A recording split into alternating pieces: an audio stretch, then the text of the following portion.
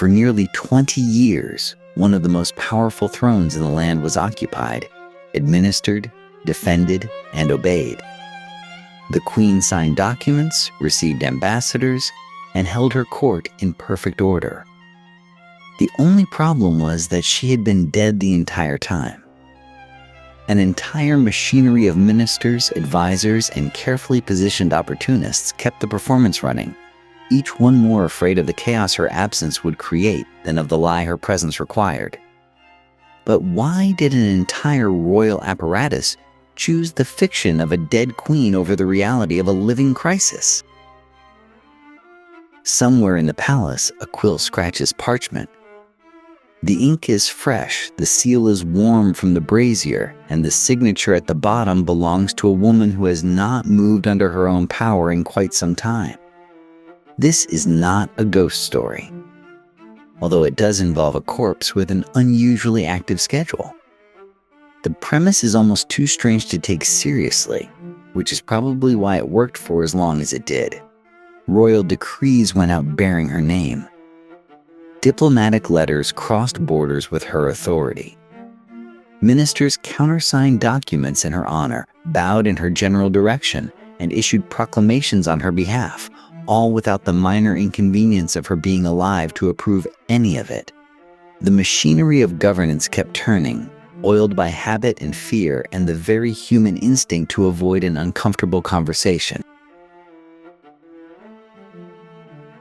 Imagine the smell of that throne room. Candle wax and old stone, the faint musk of too many courtiers and too little ventilation, and underneath it all, something that the official record would never mention. The court had developed, over years, a certain practiced delicacy around the queen's chambers. Visitors were discouraged. Audiences were canceled. Her health, they said, was fragile. Her moods, they implied, were not to be tested. And so nobody tested them. Nobody looked too closely. Nobody asked the obvious question. How long can a dead woman rule? Longer than you'd think. The answer, historically speaking, is long enough to sign treaties, long enough to collect taxes, long enough for an entirely new generation of subjects to grow up knowing her name without ever knowing her face. Power, it turns out, is not housed in a body. It lives in paperwork, in seals and signatures and the shared agreement of everyone in the room to keep pretending. This is the darkly practical genius of the arrangement. No one in the inner circle wanted to be the person who announced the problem, because the moment you announced the problem, you became responsible for it. Blame has a way of traveling to whoever names the disaster first. And so the ministers drafted. The scribes copied. The couriers rode out across muddy roads carrying the laws of a sovereign who had at some point permanently retired from the enterprise of being alive. There is something almost cozy about the absurdity if you squint. A kingdom running on momentum. On the ghost of authority, warm enough from long use that nobody noticed it had gone cold. The candles still lit, the meals still served, the correspondence still flowing outward like blood from a body that hadn't quite gotten the news yet. But behind the pageantry, real decisions were being made by real hands. Someone was choosing who got taxed and who got pardoned. Someone was deciding which wars to fight and which alliances to court. The Queen's name was on everything. The Queen's will was in none of it. So who exactly was governing? And how did an entire court learn to look so confidently past the woman they were supposed to be serving? That story begins with her final breath and the very long pause that followed. Medieval queens did not rule by personality alone. They ruled by theology. The political thinkers of the era had worked out a tidy, if somewhat unsettling, framework for royal power. A monarch possessed two bodies. The first was the physical one, soft and mortal and prone to fevers. The second was the body politic, an abstract, eternal vessel that could not age, could not sicken, and, crucially, could not die. The crown passed from one physical body to the next, but the body politic continued unbroken. The king is dead. Long live the king. It was not just a ritual phrase. It was a constitutional argument, which meant that, at least in theory, the gap between a monarch's last breath and the court's acknowledgement of that fact was not fraud. It was tradition. The body politic simply needed time to find new accommodation. Comforting, really. If you were the sort of person who needed a legal framework for concealing a body, the kingdom itself was a structure balanced on fine threads. A queen regent, ruling on behalf of an absent or incapacitated king, held real authority but no hereditary claim of her own. Her power was borrowed, relational, and entirely dependent on the continued legitimacy of whoever she was ruling for. Remove that legitimacy, and every decree she had ever issued became retroactively questionable. Every enemy she had made became immediately dangerous. Every ally recalculated their position before the official announcement had finished echoing down the corridor. Succession, in this world, was not a bureaucratic handoff. It was the single most violent moment in any kingdom's life cycle. Distant cousins sharpened their arguments. Foreign powers sent sympathetic letters with extremely well-armed escorts. The question of who came next had started more wars than any actual border dispute, because a border dispute was just about land. Succession was about everything. The court itself was not a comfortable place to carry secrets. Picture the physical reality of it. Long corridors of damp stone that held the cold like a grudge, chambers hung with tapestries that did nothing useful, the thick smell of incense deployed heroically against worse smells, and everywhere, in every alcove, in every antechamber, the low, continuous hum of whispered conversation. Gossip at court was not idle. It was intelligence. The wrong rumor reaching the wrong ear could end a career, a family, a life. In that environment, maintaining the fiction of a living queen required not just nerve, but infrastructure. Loyal servants. Controlled access. A story everyone agreed to tell. And someone, somewhere, making every real decision behind a curtain of borrowed authority. Who that someone was and how they managed it is where this story becomes genuinely remarkable. She did not inherit the throne so much as survive long enough to reach it. Her ascension came through the kind of dynastic arithmetic that medieval Europe specialized in. Older brothers dead of fever, a father dead of something the court physicians described diplomatically, a brief and catastrophic first regency that collapsed within 18 months. By the time she took real power, she was in her late 20s, she had watched 3 different factions try to run the kingdom, and she had cataloged every mistake they made with the patience of someone who intended to learn from them rather than repeat them. And she was good at this. Genuinely, architecturally good. Her first major act was a trade agreement that her predecessors had been fumbling with for over a decade. She finalized it in 4 months, not through stubbornness, but through the kind of precise social maneuvering that looks effortless until you try to do it yourself. She understood that the negotiation was not really about tariffs. It was about which regional lord needed to feel important and which foreign emissary needed to believe the concession was his own idea. She gave everyone a story they could tell at home. The treaty held for 30 years. Her inner circle was small and carefully chosen. A chancellor with encyclopedic memory and no personal ambition, or so he appeared. 2 or 3 ladies of the chamber who functioned, in practice, as her intelligence network. And a royal physician who had her trust completely, which is worth noting, because trust is a door, and the wrong person holding the key becomes a particular kind of problem. She maintained alliances the way a careful gardener manages competing plants. Enough space for each, ruthless pruning when necessary, and close attention to which roots were spreading underground where she couldn't see them. Her enemies she handled differently. She rarely destroyed them. She repositioned them, placed them in roles where their ambitions were visible and their damage was limited.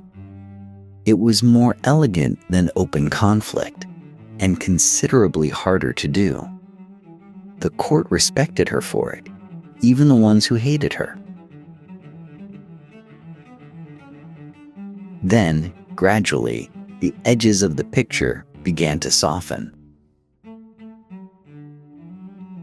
She had always been a private person, someone who conducted real business behind closed doors rather than in the theatrical setting of open court. But in her later years, the doors stayed closed longer. Public appearances thinned from weekly to monthly, then to the great ceremonial occasions only. When she did appear, she was glimpsed rather than seen, brief and formal, robed heavily regardless of season. The explanation offered was the Queen's health, which in a medieval court could mean anything from a minor cold to something nobody wanted to say aloud. Access narrowed. The chancellor began receiving petitions that once went directly to her. The ladies of the chamber became, without any formal announcement, the only reliable route to the Queen's ear.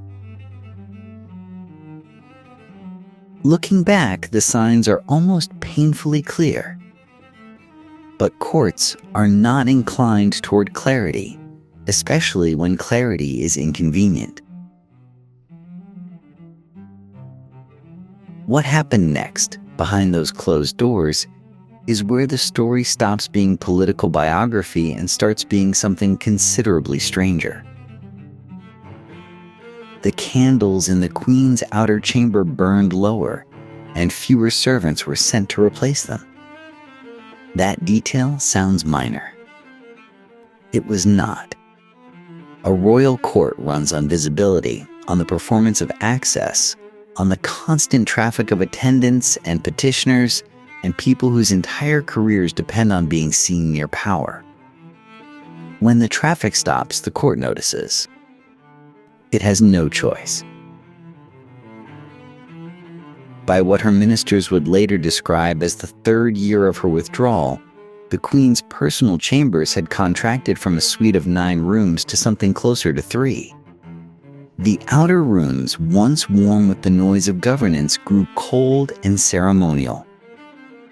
The smell changed too. That particular mix of beeswax, wool, and ink that had meant business being conducted was replaced by something quieter and more medicinal. Camphor. Dried herbs. The specific sweetness of tinctures that never quite covered what they were meant to mask. The gatekeepers tightened their grip the way gatekeepers always do, gradually and with excellent justifications. Her chancellor, a man of tremendous institutional loyalty and equally tremendous personal ambition, began summarizing the Queen's responses to petitions rather than delivering them directly. Her 2 senior ladies of the chamber controlled all physical access, citing the Queen's need for rest, her periods of devotion, her sensitivity to crowds.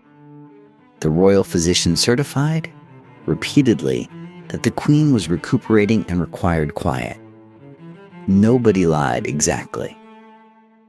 They simply became the only people in a position to define what the truth was. The court rationalized this with the creativity that courts have always brought to uncomfortable situations. The queen was grief-stricken, some whispered, still mourning losses from years past.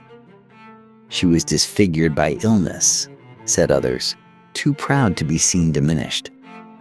She had grown deeply religious, said the more charitable, retreating into prayer the way great rulers sometimes did when the world had taken enough from them. Every rumor had the virtue of being unprovable. Every explanation offered the court permission to stop asking questions. And here is the thing about those explanations. They were all slightly plausible. She had always been private. She had always preferred the closed room to the open hall. She had always conducted real power quietly. The absence looked, from a certain angle, like a preference rather than a secret. Imagine being a minor lord waiting 18 months for an audience that kept being postponed. You would eventually stop waiting. You would begin conducting your business through the chancellor, who was efficient and accessible. You would stop thinking of the queen as someone you might actually see and start thinking of her as a signature on a document, a seal pressed into wax, a voice you were told had said yes. The transition from living queen to absent queen does not happen with a dramatic announcement. It happens in the accumulation of small bureaucratic adjustments, each individually reasonable, collectively catastrophic. The doors stayed closed. The candles stayed low. The three people who held the keys to those rooms held, by extension, the machinery of an entire kingdom. How they kept it running, and for how long, is a question with an answer that is more uncomfortable the closer you look at it. The queen most likely died on a morning in late autumn, in a room that smelled of camphor and old beeswax, with two people present who immediately decided that nobody else needed to know. That is not speculation dressed up as history. That is what the surviving records, read carefully and against the grain, suggest with uncomfortable consistency. The physician's log shows a gap of 3 days with no entries, then resumes in a different ink. The lady of the chamber's household accounts record a sudden, unexplained purchase of aromatic resins and quantities of rendered tallow that no one alive needed in those amounts. The chaplain's private correspondence, discovered 2 centuries later in a monastery archive, contains a line that translators have argued over ever since. "The bells should have rung," he wrote. "God forgive us, the bells should have rung." They did not ring. Imagine the weight of that first silence. Not the silence of grief, though there was probably grief in the room too, but the silence of calculation. The chancellor was miles away. The court was functioning. Petitions were pending. Treaties were mid-negotiation. And here, in this contracted, candlelit room, 2 women stood beside a body and understood with perfect clarity what the next 10 minutes would decide. Not just for them, for everyone. They chose the lie. Or rather, the lie chose them, and they accepted it. The immediate practicalities were, to put it gently, significant. A body in a closed room in autumn is one problem. A body in a closed room across winter, spring, and however long the deception needed to hold is a different category of problem entirely.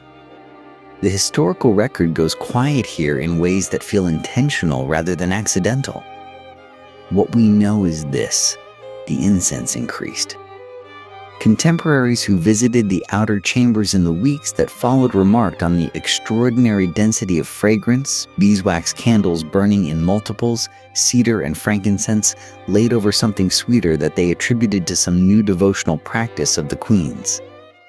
The air was described as thick with holiness. That is one way to describe it. The cold helped at first. Late autumn and a room that was no longer being heated for comfort. The body, managed carefully and never left long enough for the fiction to collapse, became the room's quiet center. The ladies of the chamber ran their rotation with the discipline of people who understood that a single mistake dissolved everything. Visitors were turned away from the door. Documents were accepted and returned. The voice of the queen, when required, became a sentence written in a familiar hand. Here is what makes the psychology of this particular deception so fascinating and so haunting. The first lie is always the hardest.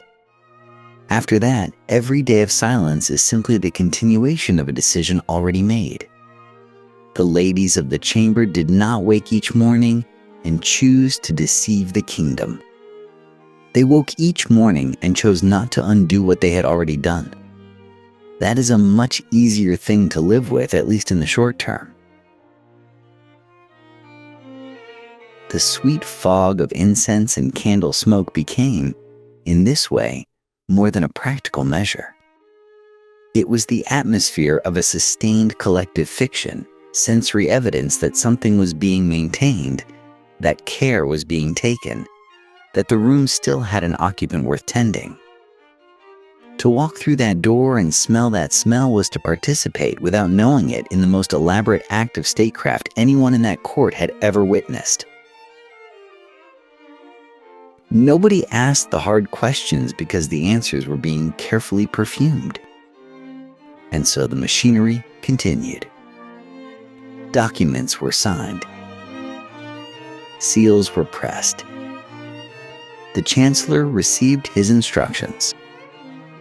The court performed its daily performance of proximity to power, and power, cooling in a back room, continued to perform its function through the hands of two exhausted women who had made an irreversible decision and now had to live inside it.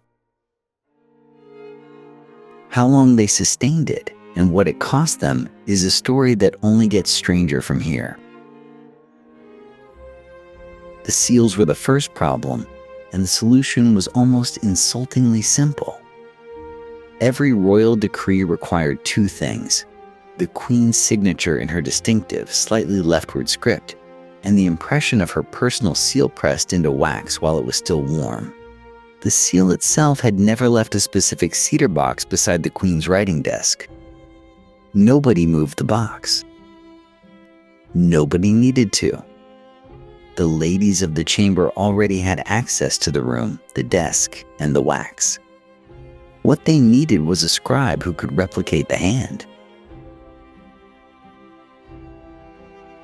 They found one, or rather, one found them. A secretary who had spent 11 years copying the queen's correspondence had absorbed her script the way a musician absorbs a melody without quite realizing it until the moment someone asks him to play it. His name appears in the household accounts as a minor administrative functionary. His actual role for the next 2 decades was arguably the most consequential in the kingdom. He wrote the queen's name on treaties, land grants, judicial appointments, and the occasional warm personal note to foreign dignitaries. He was paid modestly and probably knew too much to be dismissed. The ministers required a different solution. Raw forgery satisfied paper. Ministers required narrative. Each one who needed authority for a decision was told, quietly and with great solemnity, that he had received private instruction from the queen, conveyed through the appropriate intermediary, that this particular matter should be handled in this particular way. The beauty of private instruction is precisely its privacy. it cannot be cross-referenced. It cannot be produced in court. It can only be claimed by someone with enough access and confidence to make the claim convincing, and confidence, it turns out, is nearly indistinguishable from authority. Diplomats presented the richest challenge. A foreign ambassador expecting an audience with a living monarch cannot simply be handed a sealed letter and thanked for his trouble. Several ambassadors over the years recorded their polite deflection at the antechamber door, informed that the queen was indisposed, fatigued, observing a period of private devotion, or in one creative instance, recovering from a summer ailment that had persisted rather longer than expected. Autumn. Winter. Spring. The ailment persisted with remarkable consistency. What is extraordinary is how quickly covering up a death transforms, through sheer operational necessity, into governing in a dead person's name. The ladies of the chamber did not plan an administration. They improvised one meeting at a time, and by the time the improvisation had lasted 3 years, it had become a system. By year 7, it had become an institution. By year 15, there were people within the court who had never had a direct audience with the queen, had conducted their entire careers within her reign, and who now operated within the fiction so naturally they may have stopped examining it altogether. The silence itself became a form of currency. Each conspirator held it, and holding it meant holding a kind of power that explicit authority could never quite replicate. Nobody could challenge what nobody could officially question. The Queen's name authorized everything. The Queen's absence authorized everyone. And the further the deception extended, the more the question shifted from whether it could continue to something far more uncomfortable. What exactly would happen if it stopped? By the 3rd year, a Venetian ambassador named Corrado Pissarro wrote to his superiors that something at court felt, in his precise diplomatic phrasing, persistently irregular. He never sent the letter. A revised version arrived in Venice describing the Queen's continued excellent health. Not everyone had their letters intercepted, of course. Some simply learned to read the room.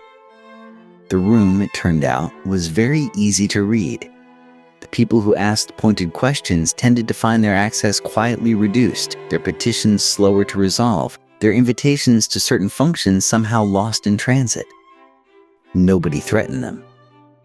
Threats leave records. What happened instead was a soft, almost affectionate suffocation of curiosity, applied with the same professional warmth one might use to redirect a child away from a hot stove. Here is the thing about collective denial. It rarely feels like denial from the inside. It feels like prudence. A courtier who suspected the truth had several options, and most of them were terrible. He could raise the matter formally and be destroyed. He could raise it informally and be watched. Or he could do what ambitious men have done since the first court ever assembled around the first fire. File the suspicion somewhere quiet in the back of his mind, accept the next appointment offered to him, and get on with his career.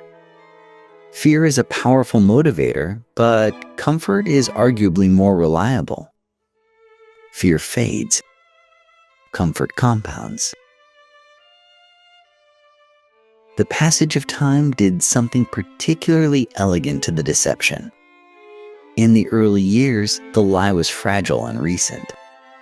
By the middle years, it had become load-bearing. Careers had been built upon it. Treaties had been signed under it. Entire noble appointments existed because of decisions made, nominally, in the Queen's name. To expose the fraud was no longer simply to accuse the ladies of the chamber. It was to unwind 20 years of governance, to invalidate contracts, to call into question every appointment, every decree, every alliance sealed in wax bearing her mark. The truth had become more structurally dangerous than the lie. That is a remarkable achievement, even if nobody planned it that way. The willing blindness, then, was not stupidity. It was rational. The court had collectively arrived at the most sensible possible conclusion that this particular truth was too expensive to know. And so the queen remained officially alive, year after year, in a kingdom that had grown in its own quiet way, quite comfortable without her. What nobody had yet worked out was what would happen when someone from outside the kingdom started asking questions that couldn't simply be redirected. There were 3 of them, principally. Call them by their functions, since the historical record on names remains, conveniently for their descendants, somewhat smudged. The Chamberlain controlled access. The Chancellor controlled documents. The Marshal controlled soldiers. Between these 3 offices, they controlled everything else, which was the point. What did they gain? The easier question is what they didn't gain. The Chamberlain had spent the previous decade watching men with lesser instincts and greater noble titles receive appointments he deserved. The Phantom Reign fixed that problem with remarkable efficiency. Every recommendation he made arrived at the decision-maker's desk already approved because he was the decision-maker. The Chancellor found that governing through a dead Queen's seal produced a quality of paperwork essentially indistinguishable from the real thing. And the Marshal discovered that armies obey whoever signs their payroll, and the living sign payroll with considerably more flexibility than the dead. The irony was precise and almost beautiful. Openly, none of these men could have claimed the power they actually held. A living queen would have balanced them against each other, played favorites, taken counsel elsewhere, changed her mind. The corpse, by contrast, was a model sovereign, consistent, decisive, and impossible to lobby against. But here is where it gets uncomfortable around the edges of this cozy arrangement. 3 men sharing a secret of this magnitude are not, technically, allies. They are hostages to each other. The moment any one of them broke, all 3 fell. That understanding produced a kind of enforced cooperation that must have felt, on certain long nights, indistinguishable from imprisonment. Their disputes could not be arbitrated. There was no sovereign to appeal to, obviously, which created a procedural problem every time the Chamberlain wanted something the Chancellor refused to authorize. What filled the vacuum was negotiation, but negotiation without any external authority has a way of tasting faintly of threat. When men who know each other's worst secrets sit across a table and disagree, the disagreement carries a particular weight. Nobody raises their voice. Nobody needs to. The paranoia was, by several accounts, constant. Every new face at court was a potential informant. Every letter was a potential trap. The Marshal reportedly changed his personal cipher 3 times in 4 years, which suggests a man sleeping very lightly. The Chamberlain is said to have kept a private record of every concession he'd made to the others, as insurance, or possibly as comfort, the way people press their fingertips against a bruise to confirm it's still there. What they shared, beyond the secret itself, was a strange and involuntary intimacy. They had become, without choosing it, the 3 people in the world who most completely understood each other's situation. They couldn't confess to priests. They couldn't confide in wives. They couldn't even drink too heavily without wondering what they might say. There is something almost pitiable in that if you're feeling generous. 3 powerful men holding an entire kingdom together through sheer nerve and mutual suspicion, unable to unburden themselves to a single living soul. Which is, perhaps, why none of them noticed at first how many questions the foreign delegation had started asking. The foreign delegation arrived in the kingdom's capital in the 14th year of the Phantom Reign, bearing gifts, trade proposals, and an uncomfortable number of questions about why the queen had not appeared in public since approximately forever. This was not unusual. It kept happening. 20 years is a long time to govern a fiction. Wars still needed fighting, and the Chamberlain's office fought them, issuing battlefield commands in the Queen's name with the brisk efficiency of men who have stopped finding that strange. A famine struck in year 9, devastating the eastern provinces, and the relief efforts were administered through the usual channels, which is to say the fictitious ones. The realm stumbled forward. It even occasionally stumbled forward successfully.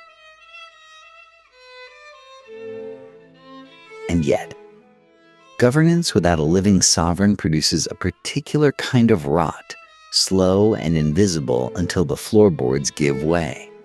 Laws went unchallenged that a real queen would have revised. Appointments calcified around the 3 men's preferences rather than shifting with merit or circumstance.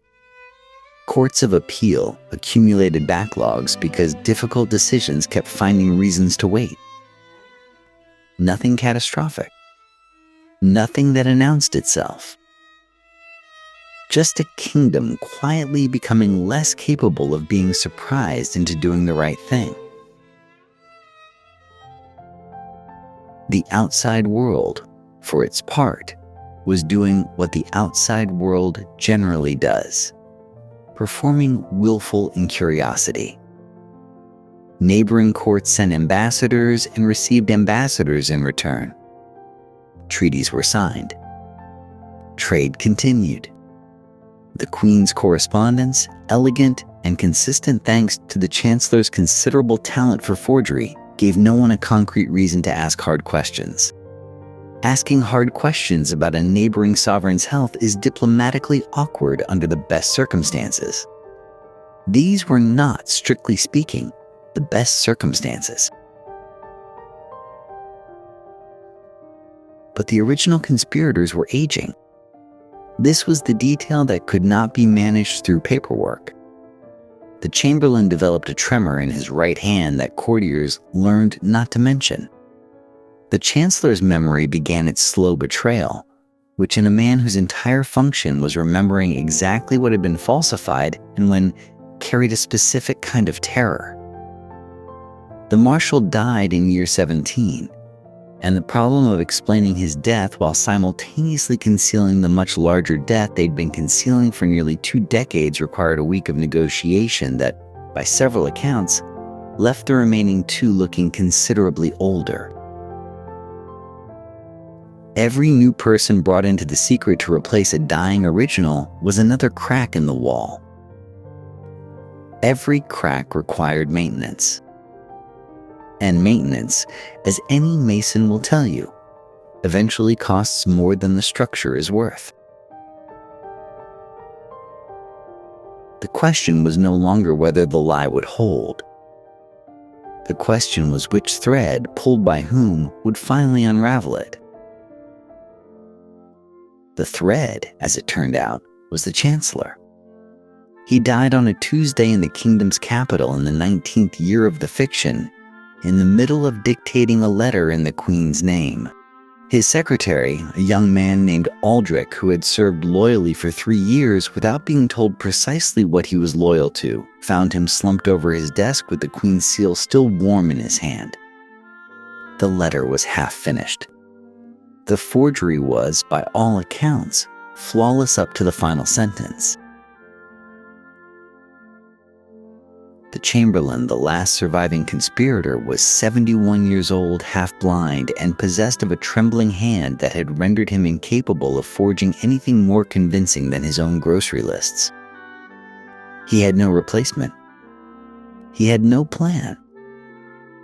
He had, at this point, approximately 48 hours before the foreign delegation currently waiting in the Eastern Wing would require a written response bearing the Queen's signature. What he had instead was a confession. It came out over the course of 2 days, first to the King's Council, then to the senior clergy, then in a tidally expanding wave of horror to essentially everyone. The Chamberlain was thorough, which was either admirable or simply the particular exhaustion of a man who has maintained a lie for 2 decades and finds the truth, by comparison, restfully lightweight. He named names. He described procedures. He explained with the flat calm of a man past embarrassment exactly how a kingdom's governance had been conducted in the name of a woman dead for nearly 20 years. The silence in the council chamber, by one witness's account, lasted almost a full minute. Then everyone spoke at once. Shock is a generous word for what followed.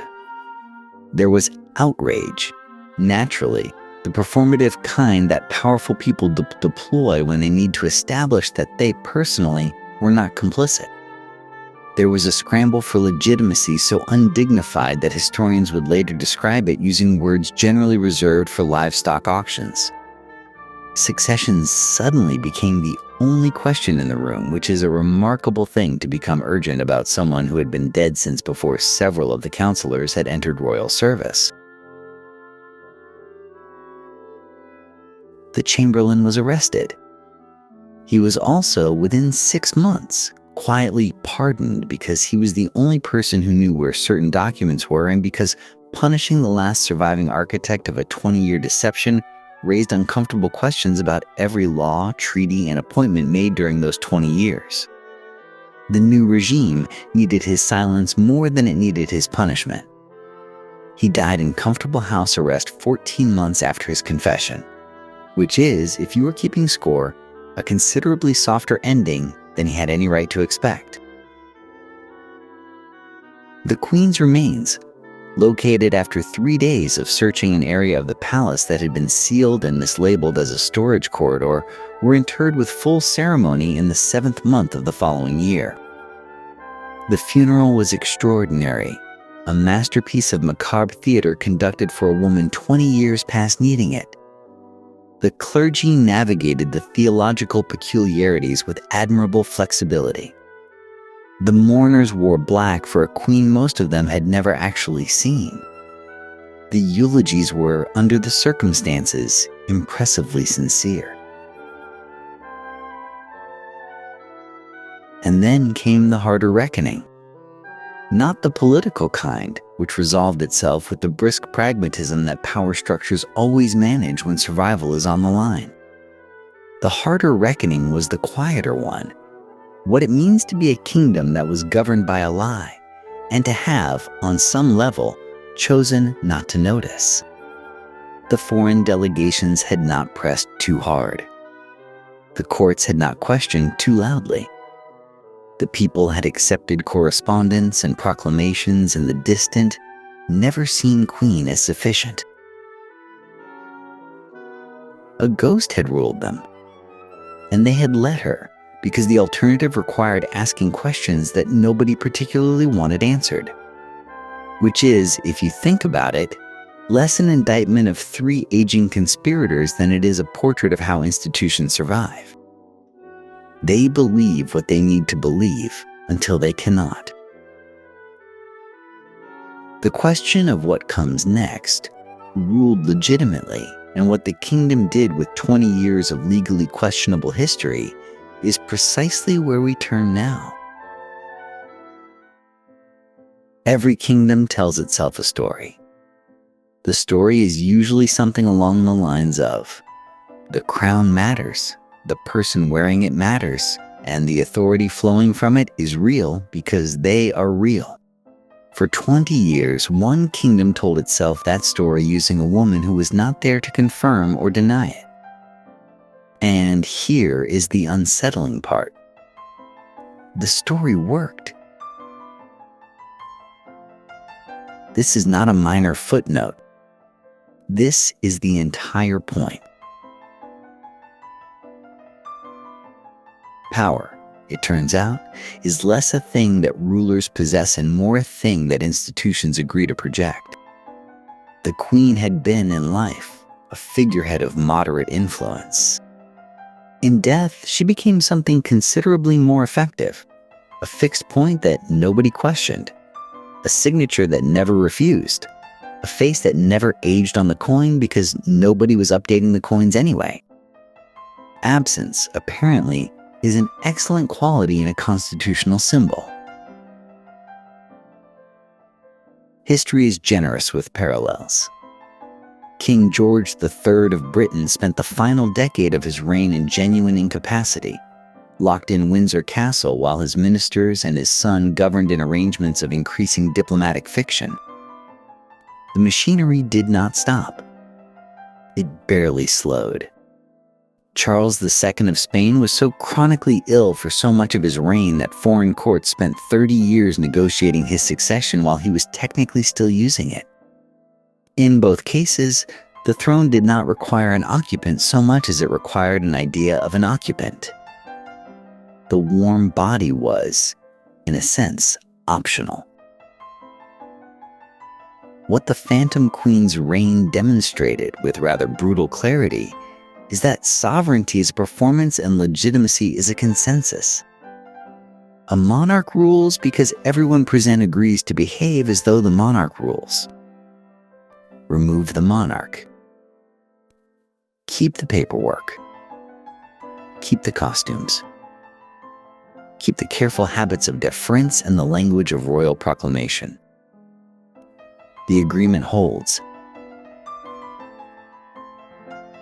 This should perhaps disturb us more than it does. Because if the institution was always the real source of authority, then the queen was never a ruler in any meaningful sense. She was a costume that power wore, a readable face on an otherwise abstract force.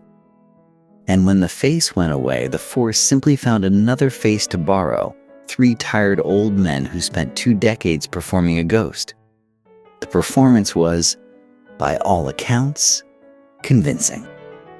Which means the original performance was convincing too. Which raises the question of whether there was ever anything behind either one. Here is what the conspiracy proves if you are willing to follow it to its logical destination. The people of that kingdom were governed consistently and without obvious catastrophe by an institution that had outlived its human component entirely. They paid their taxes. Their borders held. Their courts issued judgments. Not because a queen willed it, but because the system expected it, and the system's expectations turned out to carry more weight than any individual at its center. The queen was, in the end, a story. A story everyone agreed to believe because the alternative was admitting they had never needed the woman at all. Only the idea. Only the shape of authority, worn like a coat over an empty chair. Whether the new regime that followed drew the right lessons from this is, naturally, a different question entirely. In 1989, the executives of a major American savings and loan institution kept signing documents in the name of a chairman who had suffered a catastrophic stroke.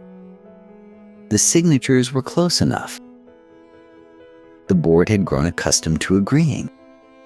The regulators noticed nothing unusual, which tells you something fairly pointed about regulators. This is not a medieval problem. This is last Tuesday. we have become extraordinarily sophisticated about the machinery of presence. A sitting American president's cognitive decline has been managed by handlers, speech coaches, and carefully controlled press access more than once in the past 100 years. Woodrow Wilson spent the final 17 months of his presidency largely incapacitated, while his wife Edith filtered his correspondence, made scheduling decisions, and denied access to virtually everyone who might have noticed. She did not have a title for this role. She simply performed it, quietly, in the carpeted corridors of the White House, while the institution hummed along and produced its paperwork on schedule. The smell of decay, as they say, can be masked with sufficient incense. Now the incense has gone digital. Deepfake technology can reconstruct a dead CEO's voice in under 4 hours from archival footage. Several authoritarian governments have used AI-generated video to broadcast leaders during periods of illness or political instability. The pixels are convincing. The cadence is right. The institution, once again, borrows a face and continues its business. The medieval courtiers who propped up their queen would have found the whole thing enormously practical and only mildly troubling, which is roughly how most people feel about it today. Here is the question nobody particularly wants to answer. At what point does the institution become more real than the person supposedly running it? If the system functions identically with a living leader, a dying one, a dead one, and eventually a simulated one, then what exactly were we electing, appointing, or crowning in the first place? The medieval administrators who kept their queen's death a secret for 20 years were not villains. They were middle managers in a system too large to stop, preserving the fiction because the fiction was working and because the truth would have required everyone to admit that the throne had been empty and the kingdom had been fine about it. We are still those administrators. We have better software now. The robes are different. The Latin correspondence has been replaced by quarterly earnings calls and state television broadcasts and very confident press releases. But the chair is still sometimes empty. And the system, apparently, does not mind.